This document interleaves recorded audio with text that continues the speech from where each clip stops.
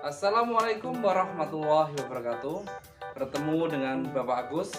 Di sini di video ini Pak Agus akan membahas tentang materi tema 1 yaitu selamatkan makhluk hidup dengan fokus pada subtema 1 yaitu tumbuhan adalah sahabatku.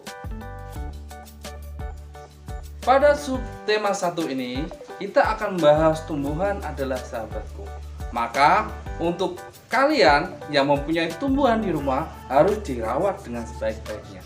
Kalian pasti sudah tahu apa itu tumbuhan. Ayo, siapa yang tahu apa itu tumbuhan? Tumbuhan banyak sekali jenisnya. Yaitu ada pohon kelapa, ada pohon mangga, ada bunga, dan lain sebagainya. Maka dari itu, kita harus melestarikan tumbuhan yang ada di sekitar kita. Kalau tumbuhan tidak dilestarikan, maka apa yang akan terjadi?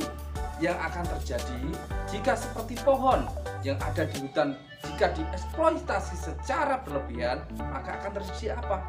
Terjadi seperti ini, yaitu pohon atau hutan gundul.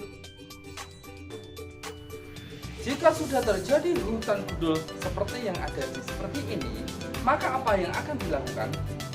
Seperti kita untuk melestarikannya dengan cara apa?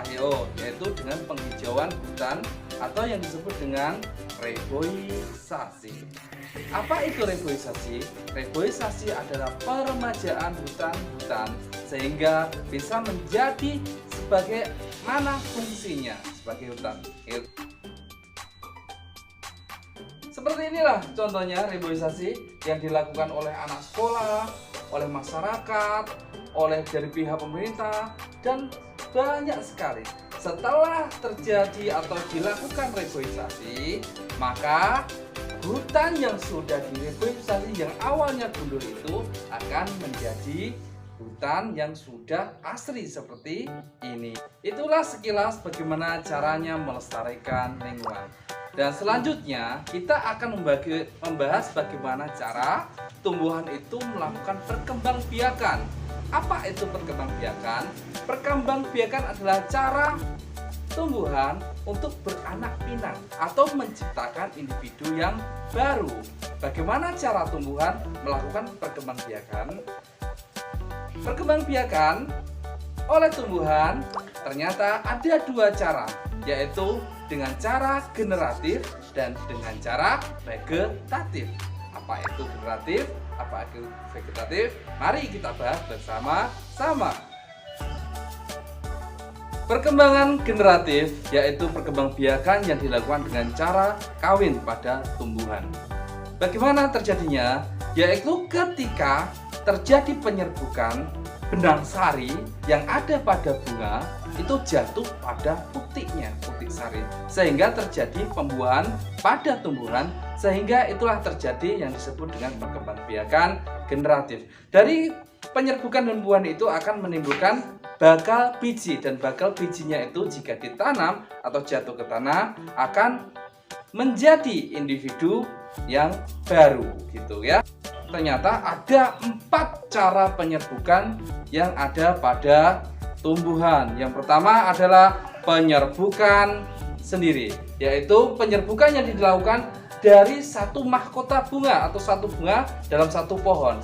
Dan juga selanjutnya adalah terjadi penyerbukan tetangga. Yang namanya penyerbukan tetangga yaitu penyerbukan yang terjadi di beda bunga. Ya, di beda bunga tapi masih dalam satu pohon. Dan penyerbukan silang, ya. Penyerbukan silang adalah penyerbukan yang terjadi dengan beda bunga dengan beda pohon tapi dalam masa satu jenis bunga. Ya, kemudian yaitu penyerbukan bastar. Apa itu penyerbukan bastar? Penyerbukan bastar yaitu serbuk sari jatuh ke kepala putik bunga lain yang berbeda pohon dan tidak sejenis tetapi masih satu varietas. Perkembangbiakan yang kedua yaitu perkembangbiakan tumbuhan dengan cara vegetatif, yaitu perkembangbiakan tanpa kawin, yaitu tidak ada penyerbukan dan juga tidak ada pembuahan pada tumbuhan, tapi melainkan dari bagian tubuh tumbuhan tersebut. Dan kita akan membahas tumbuhan-tumbuhan yang ada pada perkembangbiakan generatif atau perkembangbiakan vegetatif. Selanjutnya, perkembangbiakan yang dilakukan tumbuhan dengan menggunakan generatif, contohnya adalah seperti ini, yaitu yang pertama adalah tumbuhan atau bunga sepatu.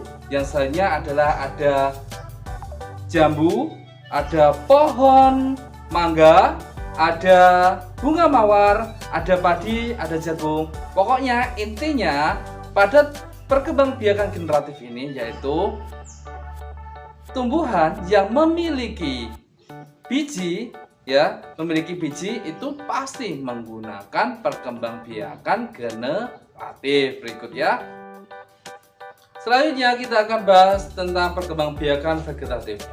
Perkembangan vegetatif ternyata masih ada dua, yaitu perkembangbiakan vegetatif alami dan perkembangbiakan vegetatif buatan. Perkembangbiakan vegetatif alami yaitu perkembangbiakan dengan sendirinya pada tumbuhan tanpa bantuan manusia. Dan perkembangbiakan vegetatif buatan yaitu perkembangbiakan pada tumbuhan dengan bantuan atau sengaja dilakukan oleh manusia. Selanjutnya, yang terjadi adalah pada vegetatif alami yaitu pada umbi lapis. Selanjutnya adalah umbi batang, kemudian ada di tunas, rizoma, geragi, kemudian di spora, ya. Selanjutnya kita akan bahas vegetatif buatan. Apa itu vegetatif buatan? Vegetatif buatan adalah cara perkembangbiakan pada tumbuhan dengan bantuan manusia atau sengaja dilakukan oleh manusia untuk menambah jumlah individu.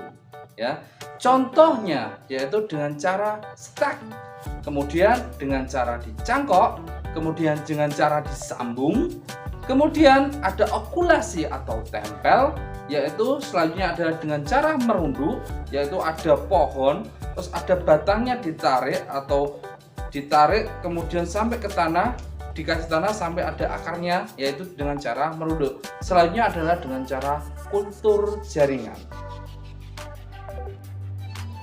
Setelah kita membahas perkembangbiakan yang terjadi pada tumbuhan, selanjutnya pada materi kali ini kita akan membahas sedikit tentang ASEAN.